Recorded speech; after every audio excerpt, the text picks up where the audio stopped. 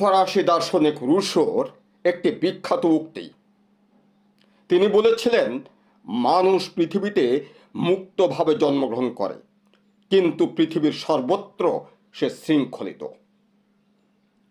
আপনি কি স্বাধীন? স্বাধীন না হলে যা ইচ্ছে তা করছেন কিভাবে? আড্ডা, ফুর্তি, বিনোদন, ভ্রমণ, অন্যকে মারপিট, ধমকানো, আটকানো, সব কিছুই তো আপনি করেন। কেউ তো আপনার বাধা দিতে পারে না। আপনি যখন যা ইচ্ছে তাই করেন, কেনেন, খান, দান, ফুর্তি করেন, আপনি যা ইচ্ছে তাই করেন। তাহলে তো আপনি স্বাধীন। কিন্তু আপনি কি ভেবে দেখেছেন, আপনি আপনার ইচ্ছের অধীন। আপনি আপনার ইচ্ছের দাস। ইচ্ছের বিরুদ্ধে আপনার কিচ্ছু করার নেই। ইচ্ছে আপনার সম্রাট। ইচ্ছেকে আপনি দেখতে পান না, কিন্তু সে আপনাকে নিয়ন্ত্রণ করে। আপনি স্বাধীন হলে ইচ্ছের বিরুদ্ধে আপনাকে দাঁড়াতে হবে।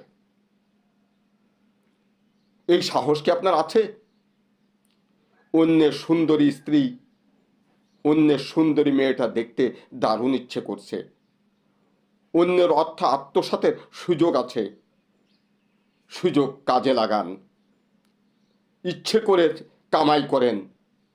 এরকম কত ইচ্ছে আপনি গত জীবনে, গত দিনগুলিতে পূরণ করেছেন, আর মনে মনে ভেবেছেন আপনি স্বাধীন।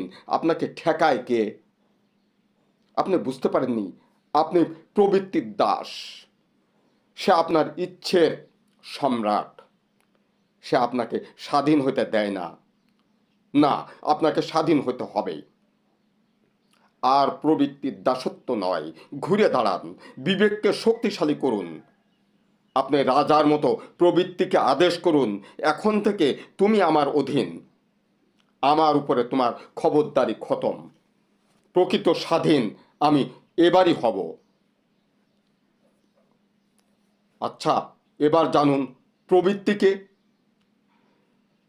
দেখবেন তাকে আপনার ঘরের দরজার পর্দা নড়ে উঠল, দেখলেন কেউ নেই সেখানে, পর্দাটা আবার নড়ে উঠল, কিন্তু দেখলেন কাউকে তো দেখা যায় না।